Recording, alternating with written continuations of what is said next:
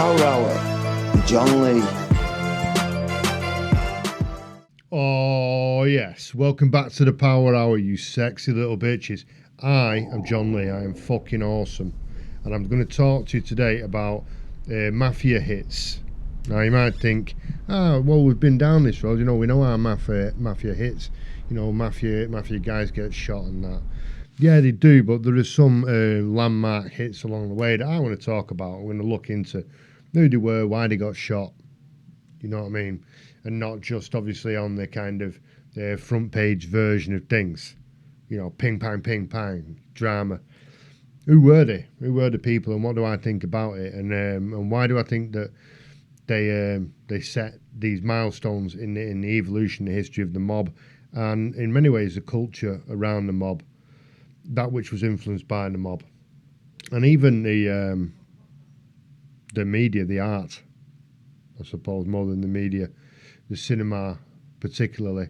But think about all the entertainment industry based on the mafia, and whether art imitates life or life imitates art or both, all that kind of flying and flowing through the Power Hour section today. We're going to begin with the Mad Hatter, Albert Anastasia. So he was known as a Mad Hatter because he generally wore a hat, stylish kind of hat, maybe a trilby, and people aren't that creative, so they called him the Mad Hatter. Just so you know, in Alice in Wonderland and all that, there's the Mad Hatter, and people think that the expression comes from that. It doesn't. It comes from, I think, the 16th century when they used to make hats. Could be later.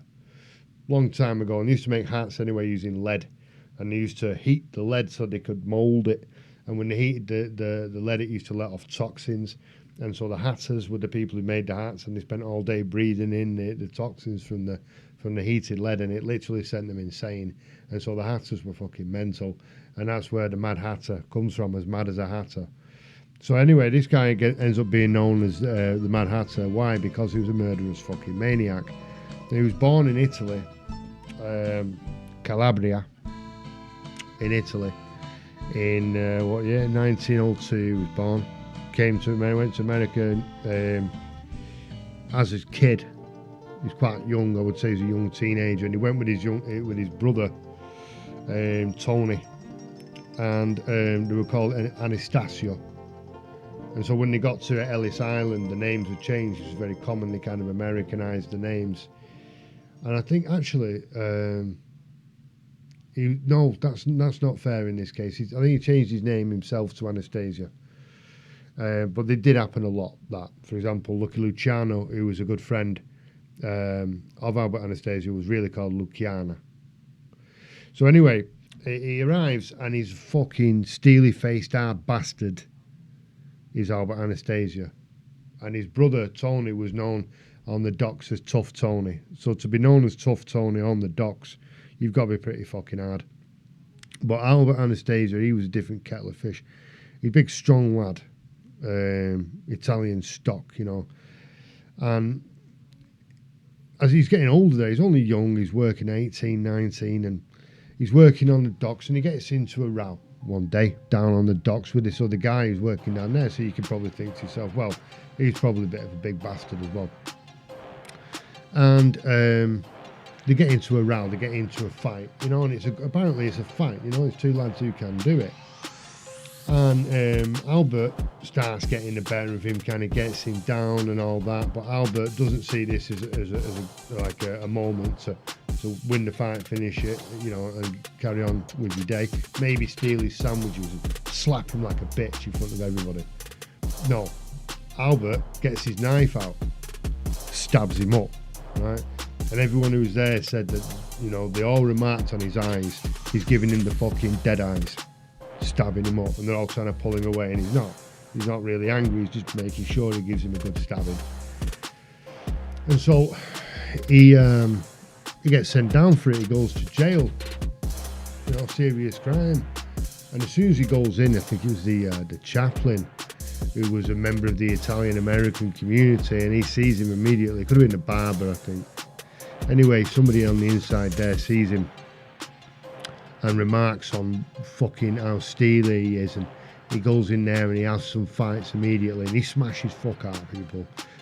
He jubs one lad in the canteen, just viciously beats him, and nobody jumps in, nobody got involved because he give him the smashing, he give him the proper smash, and so people recognised, this kid is hard, this kid is fucking hard, and he could be useful on the streets. So he does his time, and he comes out, and he's fucking solid, and he gets involved, and he's mates with Lucky Luciano, who we could talk about another day, and many people say is the key founding member of what was known as the Commission, which isn't just the 5 families. You've got the 5 families in New York, but then you've got other major families all over the country. I think 22 or 24 major families going all the way down to Louisiana and Miami, Florida. So the Commission was that, but it was mainly based in New York, and it was designed to keep some peace because you had some a lot of kind of gang wars with what they call the Mustache Pete's, the old school gangsters, the Black Hand type gangsters that you see in Godfather 2. And, Albert Anastasia was part of this new generation that comes along. They wipe the other guys out, which we could talk about those guys another day, but as I said, the Mustache Pete's, the more traditional gangsters, what they do is they decide, right, we're going to take these boys out, right, and we're going to take control, bring in a new generation, because these guys were American. Now, obviously, Anastasia was born in Italy, but Lucky Luciano wasn't, and Frank Costello wasn't. And even though they may have been actually, I think they may have been born in Sicily as kids, they were very Americanized. They weren't brought up in and grown to be adults in Sicily anyway. And they had a totally different attitude. And what they did was they said, right, we're going to run it like a business. And we're going to be businessmen, and we're going to have business meetings, we're going to make decisions. You're not going to kill somebody without the permission of the Commission, right? And if you do, you're going to have to answer questions about it. And if you take out a boss without permission, you're going to get dead, right? And so a major enforcer of these rules, when they first brought this in, you've got to remember these are wild times, early 20th century, and there's people just getting shotgun blasted left and right. And so to come in and say, right, we're going to put all you fuckers under control, is not an easy thing to do, especially for young men. And a common misconception is it was the Italians and nobody else, and that in order to be in the mafia you had to be Italian. Well, yeah, true, but not to be on the Commission. So there were Jewish gangsters, obviously Meyer Lansky, Louis Lepke. There were major figures in organised crime at the time, Bugsy Siegel, who were Jewish, of Eastern European heritage mainly. And to say that they were all Italians is wrong, but that was the core, that was the original structure that they used to create the new mafia. And so Albert Anastasia becomes the boss of Murder Incorporated, Murder Inc. I've seen estimates anywhere between 200 and 1,000 murders. And it was literally a murder service. So they outsourced the murdering to these guys. And they had a crew, and they were mainly Jewish. And they had a crew that would go and just take people out for money. But it wasn't like Day of the Jackal type, crawling through the grass in disguise. Just pull up in a car and rat-a-tat-tat you, leave you publicly fucking dead, so everybody would know, right, Murder Inc. did this. And, I mean, he was cruel beyond cruel. He was so fearsome, so brutal with his murders. He didn't have to do it, He could have sat back in the shadows and ordered it, but he used to go on the hits himself when he was high profile. He'd go on the hits himself and do the job. And he was so feared and, as I say, and deadly that they started calling him Lord High Executioner. All right, this was invented by the media, but you know, it was accepted by everyone. Yeah, that suits him. That Lord High Executioner. So if you're going to be known or allowed to be known as Lord High Executioner within the mafia, it's because you're pretty fucking hard, and people are scared of you. And there was one story. The guy's name escapes me now. It's not the focus, but there was a guy. He saw some criminality on the tube, on the train. And he followed the perpetrator and informed the police. And the perpetrator was arrested. And the guy gave a television interview in which he's asked, you know, how did you feel about it and were you nervous? And he said, at the time I wasn't, but I am now and all that. Fucking right. Because Albert Anastasia was watching and he saw this news report and he ordered his murder. And that was carried out. And so people are starting to look at Albert Anastasia now within the mafia, and they're starting to say, this guy's a fucking loose cannon, man. You're killing people that you see on television now. You're not, you know, your bloodthirst isn't satisfied. You're killing people all the time. What the fuck have we created here? And he's killed the fucking Mangano brothers, Vincent and Philip, who were major heads, major players in the mafia. And he was ambitious, you see, very fucking ambitious. And he was well allied and all that, but people were afraid of him, and people talk about fear being better than respect. Well, you know, not in those circles, I think, because if you make hardcore mafiosi nervous, that's a problem for you, because what do? They plan and they execute. You know, and they're all killers. They'll put a gun to your fucking head, blow your head off. Not a problem for them. And so you might be well protected and all that, but when you've got so many people getting nervous and becoming scared of you, thinking, I'm going to be the next one with a fucking big hook up my ass, getting fucking electro-prodded in the cock and balls for hours on end by this fucking maniac, who's then going to shoot me in the feet, the knees, the hands, the elbows, working his way up to my fucking head, based on the idea that he thinks I'm probably a grass. And, you know, this was starting to build. It was a cloud of suspicion, a cloud of fear around the Lord High Executioner. And he kind of became boss, but it was a very unstable position. And so what he did was he brought in Carlo Gambino as his underboss.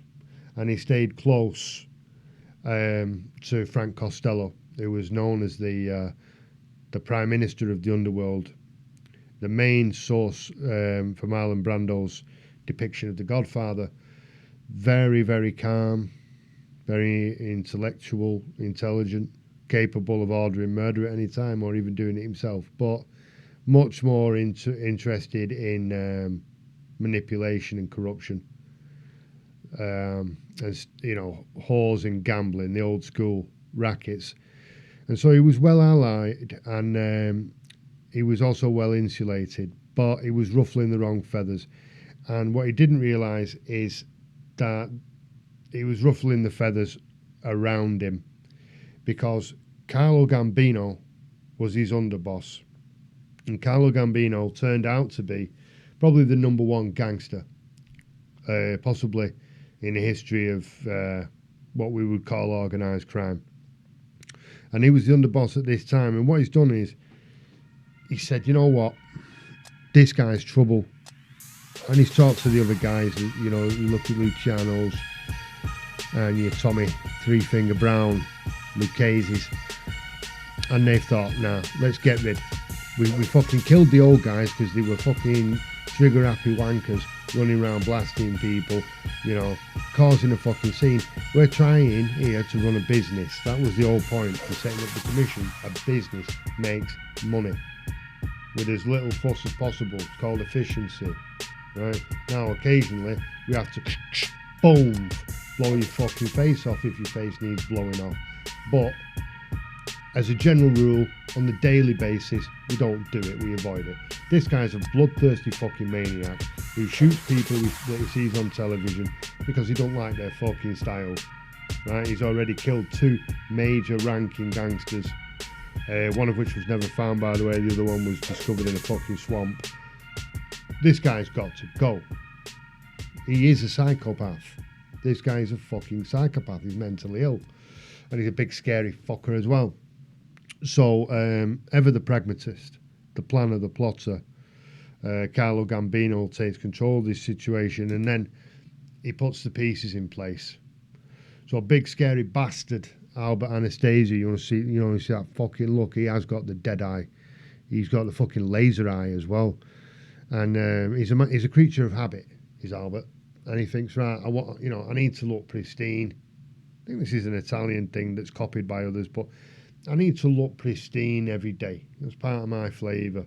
So he goes down to this very nice barbershop, thank you very much, which he often did, if not always. He may have been a little bit OCD about it, Every day he's in there. So he goes in and he sits in the chair and all that, as you do. And he's all creamed up, you know what I mean? All lathered up and all that shit. Barber comes along. You alright there, Albert? Yeah, I'm not bad. Just put this towel over your head, mate. Just put that there nice and warm. Alright, sweet. Fucking. Barber's gone. Two guys walk in. Bang, bang, bang, bang. Shooting, right? Albert Anastasia, the big hard bastard that he is, rips the towel off his face, and he sees the guys and he fucking lunges at him. He knows he's getting shot. He fucking lunges at these guys to take him down, bare-handed, bare-chested as well.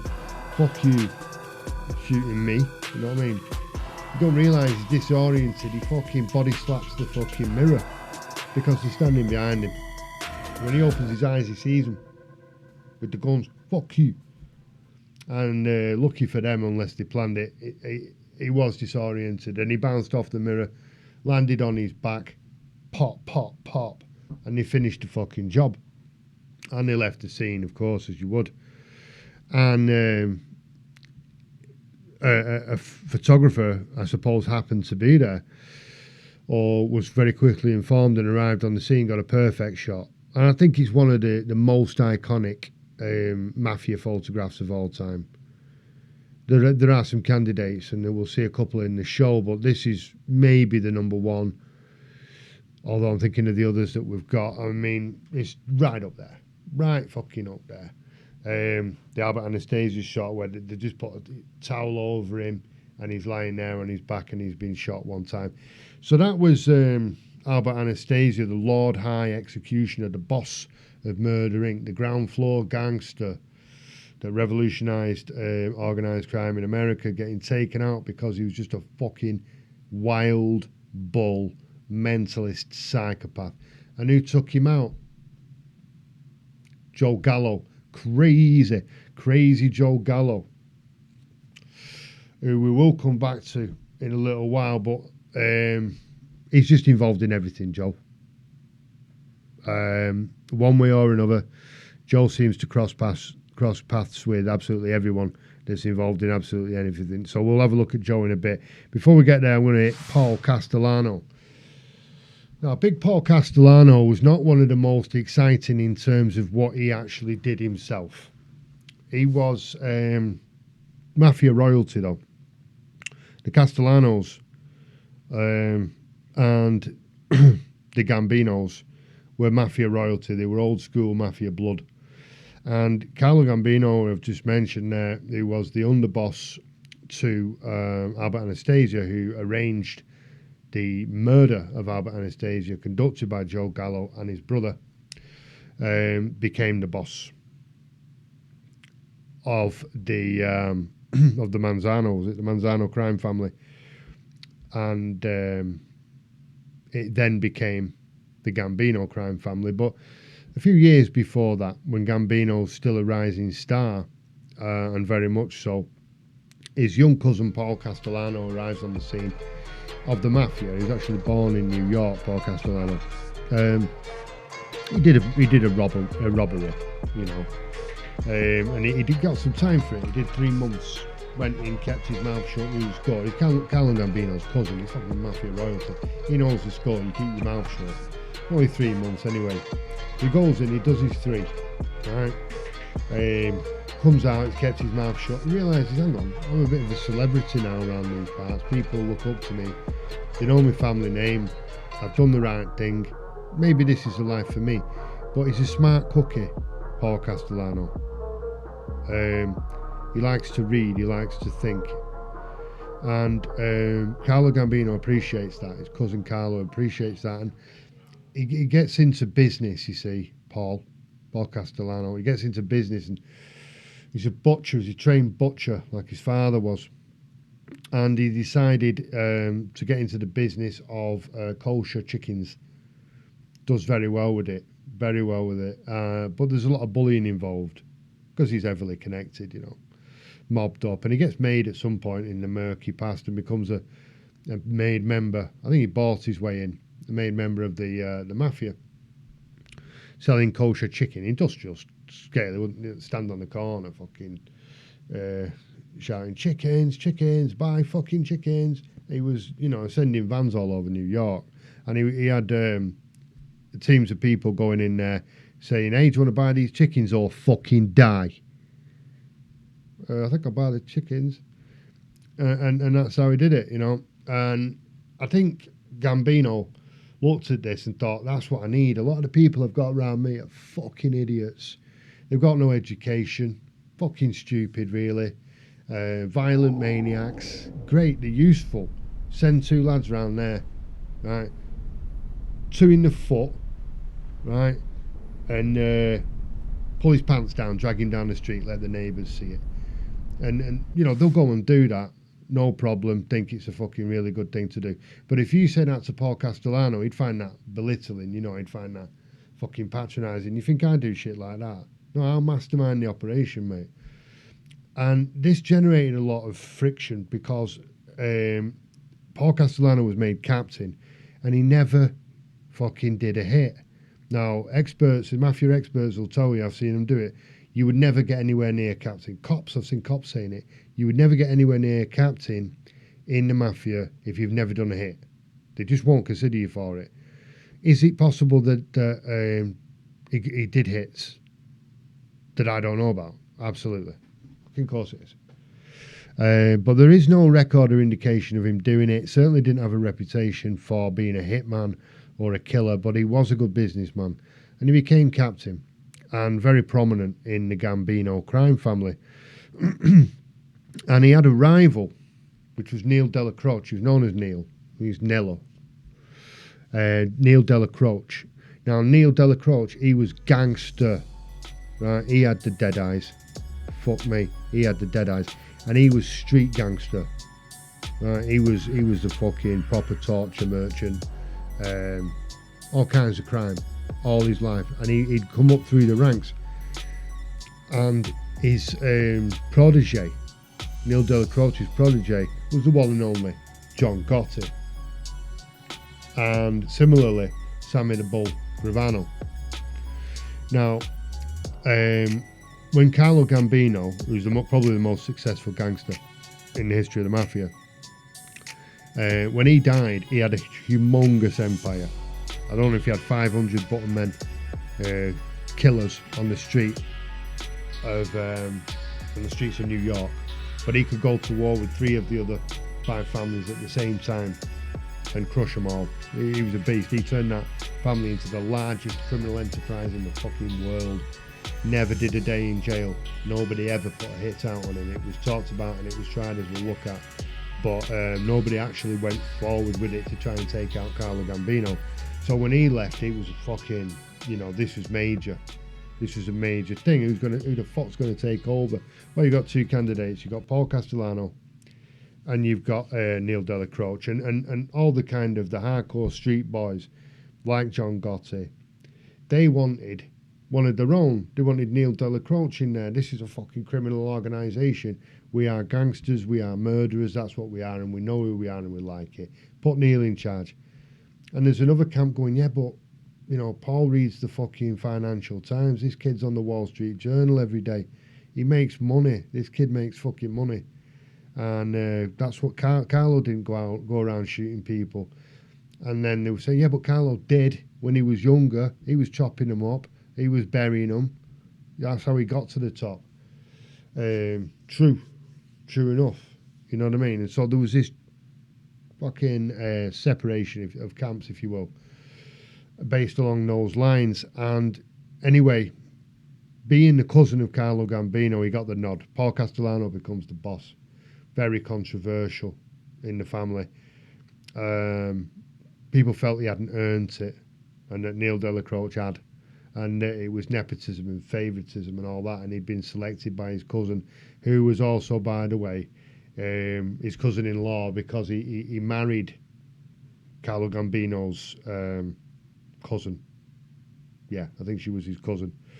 She was Carlo Gambino's cousin, and Paul Castellano married her. So, you know, it's all a little bit incestuous. But anyway, he's double fucking related to Carlo Gambino, and he becomes the new boss. Cheeky bastard was greedy as fuck. Buys himself a big, massive house. He's called it the White House. Pisses on the White House that we know in Washington. Absolute beast of an house. Big fucking iron gates and all that. And he's spanking huge percentages off everybody. And he's never going down to the streets. Right? Apparently, according to Sammy the Bull Gravano, when you were in person with him, he was a scary bastard. And not scaring the average guy on the street, scaring gangsters, scaring fucking killer day gangsters. So he wasn't a big fat pussy. He just wasn't the street killer that Neil Della Croce was. And anyway, he's living this opulent lifestyle, Paul, and he's taking whatever he wants from the John Gottis and all that. And also he's banning the sale of drugs. He's taking the money for it. He knows it's happening. Don't lie to me, Big P. Don't fucking lie to me. He knows it's happening. But he can't be seen to give permission because he's made a stand. You know, I'm from the old school. Don't be selling that shit. But do sell it and then bring me the money, yes? And that's what was happening. And so there's friction in that, you know what I mean? John Gotti and his crew, they're selling drugs. Of course they are. Neil Della Croce knows about it. It's been admitted to on wiretaps. Paul Castellano knows about the wiretaps. He wants to hear them. Lots of drug talk going on. And not just that, fucking slagging off Paul Castellano. Paul Castellano's a greedy bastard, etc. You know, who the fuck does he think he is and all that? So he's on the hunt now, Paul. He's not liking it. He wants to hear these tapes. Neil Della Croce is trying to fucking protect his boys. And all at the same time, Paul Castellano's got himself a maid. So he's not sleeping with his wife, right? He doesn't sleep with his wife, Paul. And his wife is, again, mafia royalty, being Carlo Gambino's cousin. And so he decides to take up with this maid. She's 32, he's like fucking 60. And he takes up with this maid. And he wants to give her a good shagging too, right? But he can't because he's on the flop, right? His pecker is flop-tastic. You know what I mean? Wants to get it up, but he can't. It's a downer. And so he thinks, right, I mean, I think this is way before Viagra. He's probably tried every fucking fruit and veg you can find on the market. And he thought, bollocks to it, I'm going to get myself a penile implant. So he gets himself a penile implant to keep his dick hard, right? Stupidly tells somebody, or a few people. Anyway, this spreads like wildfire. Right, so you're married to Carlo Gambino's cousin, you're living up in that fucking mansion, you're never doing any fucking work, you're taking all our money out of it, you're spending that money on cock implants so you can shag your fucking maid. This did not go down well. If they needed another excuse to hate him, that was it. But I think the main thing was that he was circling in on John Gotti and his boys, including Quack Quack, who was the one caught on the wiretap. Quack Quack, known as Quack Quack, because he could never shut the fuck up. And so then they put the hit out, and it's an unsanctioned hit. John Gotti and Sammy the Bull Gravano, they plot the hit on Paul Castellano, which again is right up there with the great iconic mafia hits. He's down there with his driver, stroke bodyguard. He goes down to Sparks, is it? Steakhouse, and where he always used to go. Creature of habit again.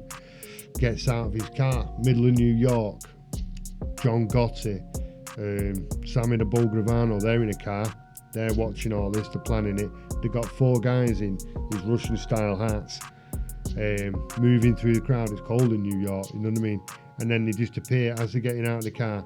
Bang, bang, bang, bang. Drop them. Right?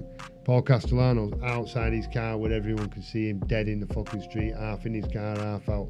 Thought he was untouchable. These 4 lads in the mayhem, in the fucking confusion, they just disappear. You know, suppose the hat went in a bin, coat went under a car, round the corner, see you later. Disappeared, nobody saw where the fuck they went. And so that was Paul Castellano. Got too big for his boots, crossed the wrong people, disconnected entirely, I think, from the reality of what he was actually trying to fucking do in terms of being a mafia boss, and he got shot by his own, and John Gotti became the Teflon Don, who we could talk about another day. You can't never mention John Gotti. Now, from Big Paul Castellano, we go to Joe Columbo. Pretty much a contemporary, really, of Paul Castellano. And although not one of the most famous mafia dons, I think for me he's one of the most interesting. He's one of the few who's actually given his name to the family. Right? So his father, whose name was Anthony, was a gangster. And his father decided that it would be a good idea to start shagging another gangster's wife behind his back.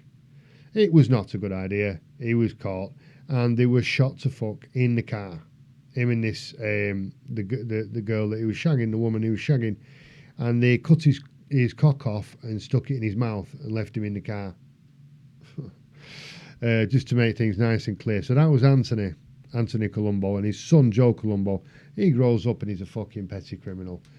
Well, you know, he must have got pretty good at it, and he was a rival of Joe Gallo, who I mentioned earlier for this reason.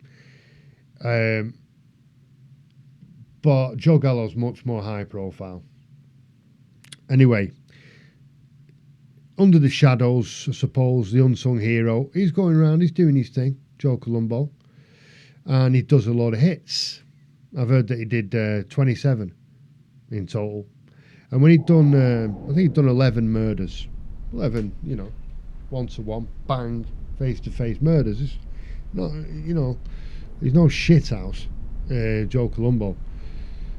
And so he's a reliable killer, a bottom man, a hit man, taking out the trash. And he decides, it's decided that he's going to do a hit. So he gets called to see his boss. His boss says, come round here, I want to talk to you. Joe Columbo goes round, all right, this is nothing unusual. I want you to do a hit, man. I want you to take this guy out, right? He needs to get got, as is said in modern parlance. I need you to take the guy out, man, shoot him and bury him and all that. So he says, all right, who is it? And he says, it's Carlo Gambino. Fucking Carlo Gambino? You want me to take out Carlo Gambino, the biggest gangster in the fucking world? Yeah. So he says, right, okay, I'll get straight on that. And he's gone out the door, and he thought, well, look, these guys are serious cats, these people who are asking me to do the job. They will kill me, they are killers, but, I mean, just attempting to kill Carlo Gambino. If I kill him, I'm fucked. Right, I'm fucking dead. If I'm successful, I've killed Carlo Gambino. I'm the man who killed Carlo Gambino. He's an old man at this time as well. And if I fail, well, I'm fucking triple dead. You know what I mean? And obviously these fuckers, they don't like me, respect me. They've got no love for me. If they did, they wouldn't ask me to kill Carlo Gambino. They know what it is they're sending me to do. They think I'm fucking stupid. They put me in a right shithole of a position here. So he gets in touch with Carlo Gambino, Joe Columbo, lowly, really. I think he may have been a captain, but he wasn't a shining star. Captain because he killed a few people.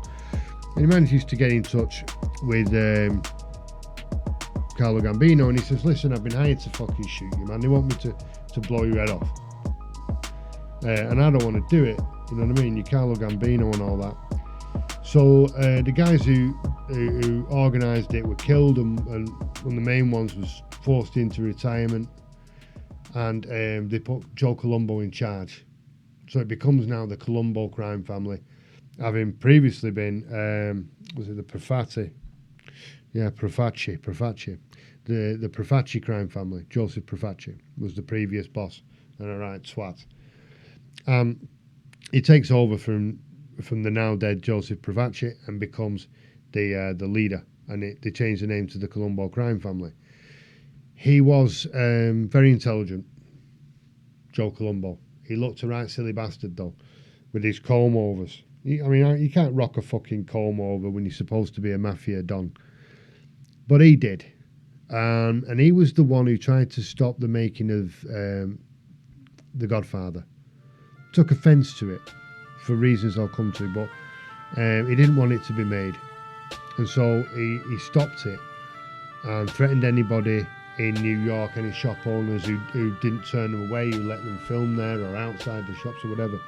Caused a big stink, and he actually stopped it. He shut it down, and so the producers of the film had to go and see Joe Columbo. This is one of the things that distinguish him.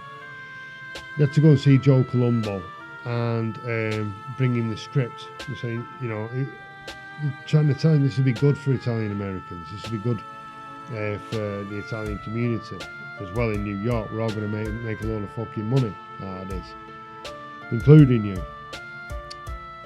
Well, bring me the script, he says. So they bring him the fucking scripts like that. Joe Columbo looks at this. He says, I can't fucking read that. Looks at his bodyguard. He says, can you read this? He says, I can't fucking read. Right, fuck it. Just tell me what's in it. Right. He said, well, it's a story, it's this and it's that. Yeah, it sounds great. You're not saying mafia. He says, well, mafia, yeah, obviously we say the word mafia. And what about Cosa Nostra? Yeah, all the way through. That's what it's about. Right, you're not making it unless you take those fucking words out. So they and an ahhing about it, and well, all right, okay, we won't mention mafia or Cosa Nostra. Turns out, Cosa Nostra was never in it anyway, and mafia only appeared twice. They just didn't say mafia, and that was it. And they made the fucking film, which became obviously the blueprint for all future gangsters, because it's that art imitating life, imitating art, as I mentioned earlier, where you've got the actors like James Caan and Al Pacino copying, more James Caan particularly, copying the gangsters to get it right, to be as authentic as possible, copying the real gangsters and doing it very well. But then when the film was released, the real gangsters started copying the film, started copying the actors. So the art imitates the life, and then the life imitates the art. And the whole gangster vibe has pretty much gone in tandem with the roles in movies these days. I mean, throughout the history of cinema, Goodfellas being an obvious one. And so he's kind of well known for that. He's well known for giving his name to the Columbo crime family. That's where it comes from, Joe Columbo. He's known for stopping the making of Godfather. Don't forget, this is a serious cat. Not only has he killed like maybe 27 people with his own guns in his own hands. Not just that. I mean, he's the boss of the Columbo crime family. He's not to be fucked with at all. And he's intelligent, and this is what defines him as well now, for me. He becomes I wouldn't say a politician because he was never elected, but he was an activist.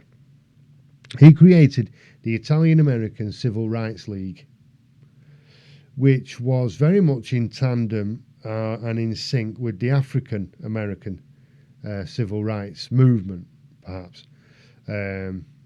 Martin Luther King being the most notable member as the leader, of course, of that. And he got onto this ideology, and he was saying, not only Italian Americans depicted as gangsters in the films, which I am, but Italians in general are discriminated against in this country. We never see any fucking prominent politicians with Italian fucking names, We're seen as second-class citizens at best. Look at the fucking Irish. Every president's either Irish or half fucking Irish. And we got here at the same time. Where's the Italian prominent figures? You boys are taking the fucking piss. Is it because we're not fucking white enough for you racist bastards? And so he's making a lot of good points, and he's making them well. And the Italian American Civil Rights League is really picking up a lot of popularity, and it's becoming a nationwide movement, and it's also generating a shitload of money. And they're getting a very public position. And Joe Columbo's son is arrested for something he probably did. And Joe Columbo takes offence at this, says the FBI are targeting him. This is more examples of profiling. You fucking arrested him because he's Italian, you dirty bastards. And he starts picketing the FBI offices in New York and Washington. He's got teams of people, down there saying the FBI are fucking racist. The FBI targeting Italians, and he was making moves to sue the FBI, and start an investigation against them. And of course, he's saying quite rightly, why shouldn't you be investigated? You fucking racist bastards. We've got evidence that you're corrupt and that you're fucking racists. Why shouldn't we investigate you? All right. And why can't we picket outside your offices? Fair enough. Why can't we have a movement that represents our people? Fair enough. Now, this was pissing the mafia bosses off no end, because he's going on television saying all this, and he's bringing a lot of attention because he's a mafia don. So you are kicking off about stereotyping of the Italian Americans as gangsters, and you yourself are a gangster. And not just that, you're using your position and power as a gangster to gain all this publicity, to get everybody in the community on your side. You're taking money and contributions by force from the Italian community because you're a fucking gangster, and you're propelling yourself to fame. All right, those are the charges levelled against him by the media. The mafia's problem was he's bringing too much fucking attention to their business, and so he's making himself very unpopular. In the shadows, you've got Joe Gallo, who is not feeling the fact that Joe Columbo is the boss. Joe Gallo, as we'll come to, had his own plans. And so one day, Joe Columbo decides that he's going to give a massive rally in New York. Massive fucking thing. Hundreds of thousands of people there. To hear Joe Columbo speak, much as you would possibly listen to Martin Luther King, not comparing the two.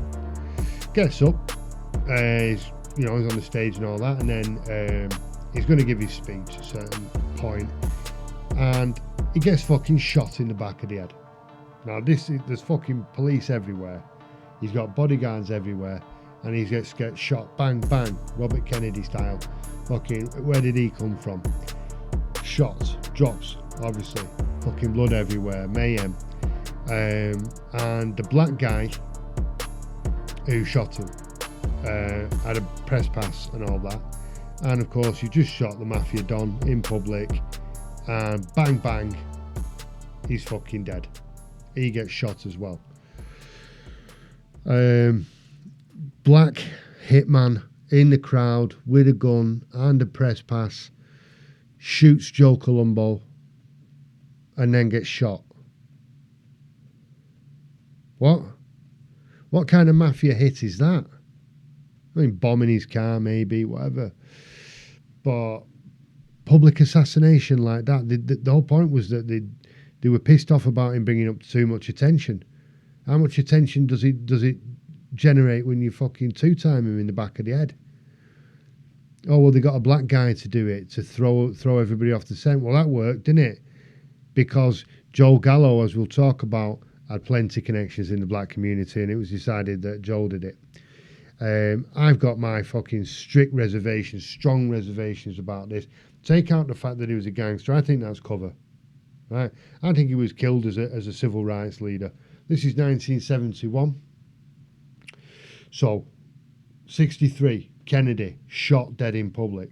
65, Martin Luther King, shot dead in public. 1968, Martin Luther King, shot dead in public. Robert Kennedy, 1968, shot dead in public. Now, Joe Columbo, leader of the Italian civil rights movement, shot dead in public. It's a political assassination. They've brainwashed or fucking done whatever to this black kid, sent him in there with a press pass, fucking shoot that guy in the head. And then you'll wake up to find yourself surrounded by police and gangsters getting shot to fuck. And if the police do manage to get you to the station, they'll fucking kill you anyway. Even if you do manage to remember what the fuck you've done. So I think that's a different one. But the man who was a different one in the sense that it was a political assassination rather than it being a straight up gangster hit. Whether the mafia helped the CIA, would it be the first time? Would it fuck? They've worked together many times, including Plans to Kill Fidel Castro, famous book about that. If you don't know, then you can, simply by looking into it. So maybe they work together, who knows? Conspiracy theory, that's a conspiracy theory. We'll move to Joe Gallo. Boom, boom. One of my favourite gangsters, again, one of the most iconic, I would say. Crazy Joe, Blonde Joe. Grows up, Red Hook, New York. He's known as Joe the Blonde, because he's blonde, and he's a little hard bastard.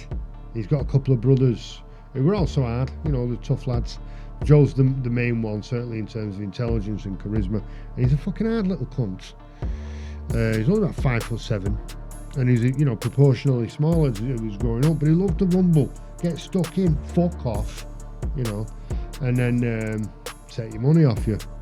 And so he was used for that. And then he'd go up to any kinds of levels of fucking violence,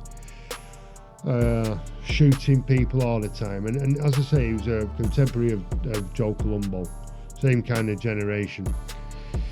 And Carmine Persico, who was a legendary gangster we could talk about another day as well, freaky little twat that he was. And he's different, Joe. He's always different. He takes his persona, apparently, from a film as a B movie, and it's got a character in it called Tommy Ado or Tommy Ado. I've never seen the film.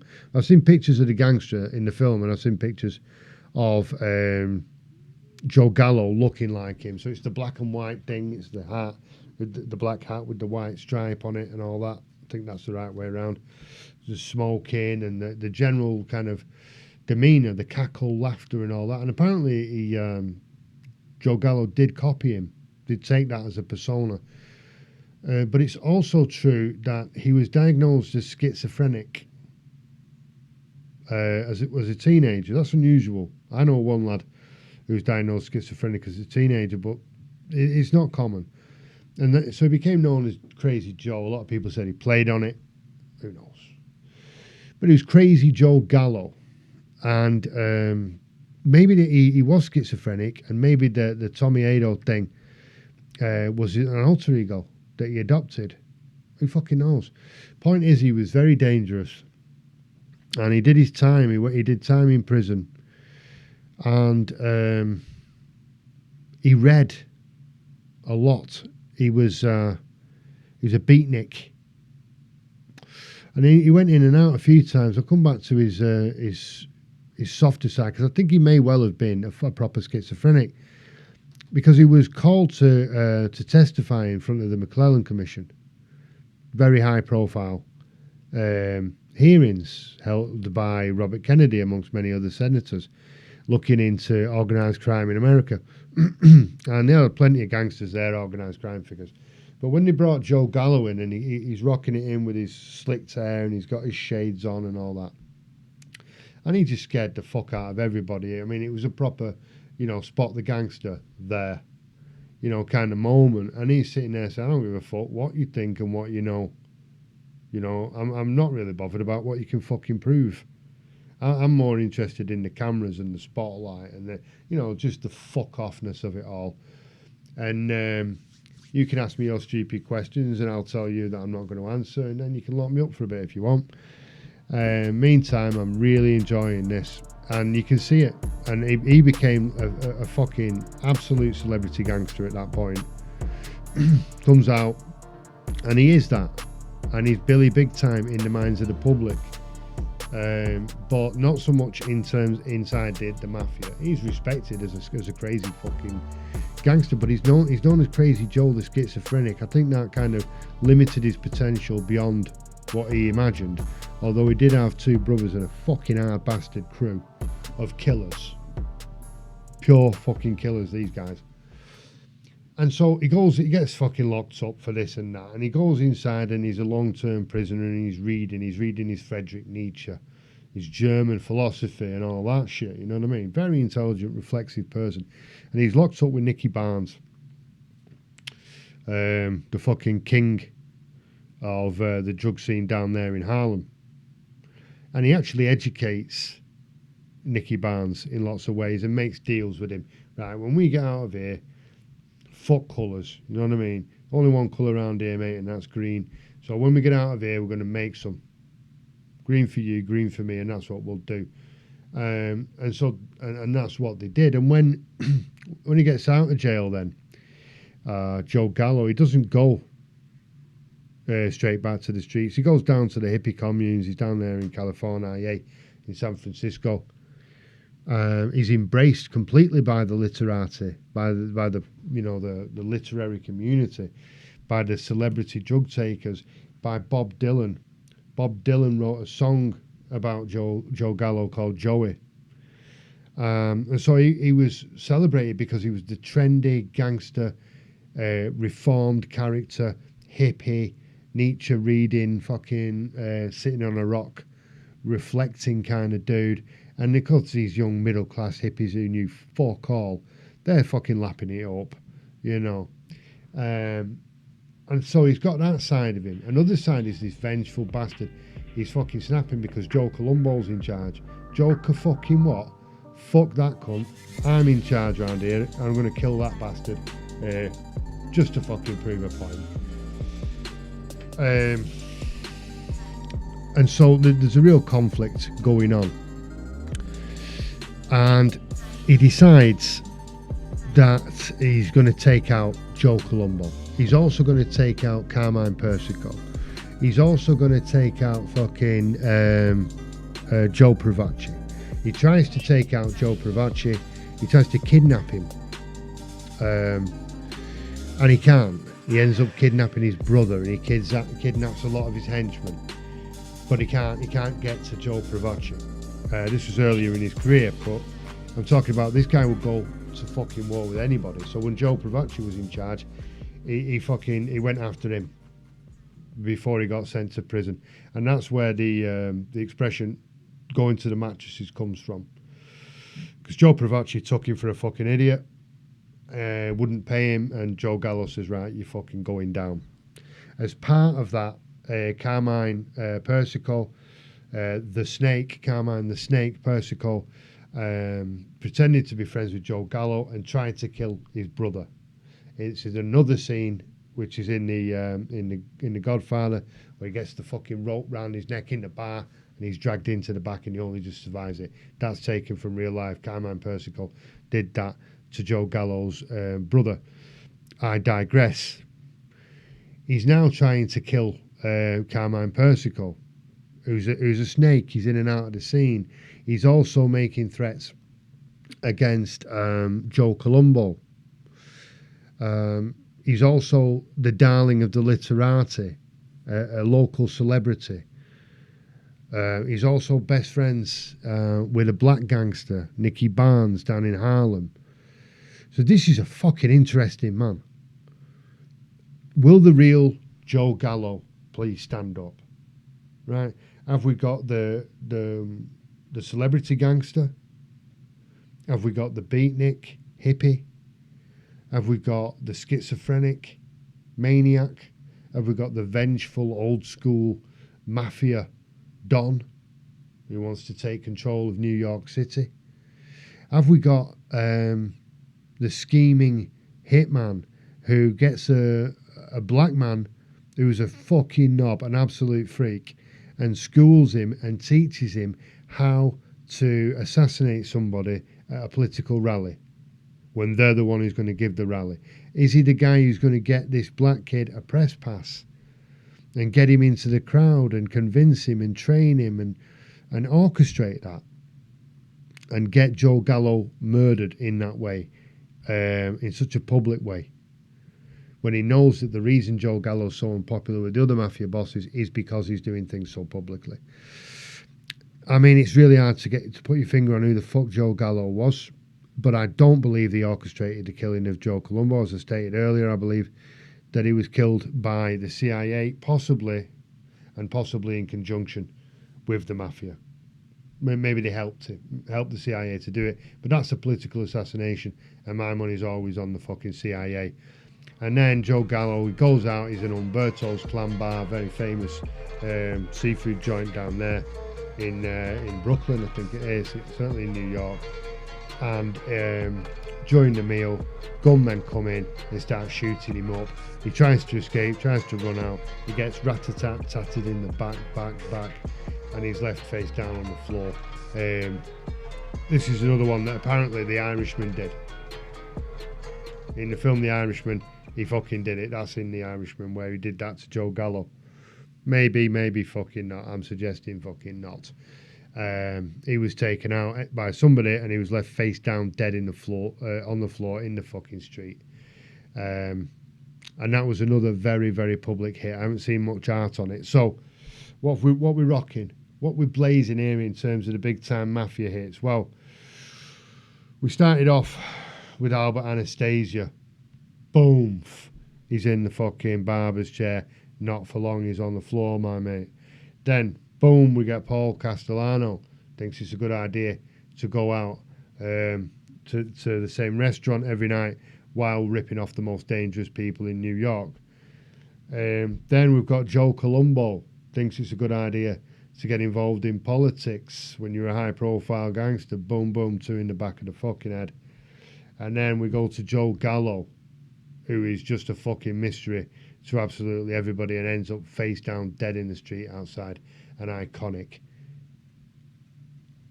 Italian-American restaurant called Umberto's. Boom! Fuck me. I hope you enjoyed the Power Hour as much as I did. Tried to keep my facts in order. Tried to keep it straight. Power to you. Power to me. Power to the people.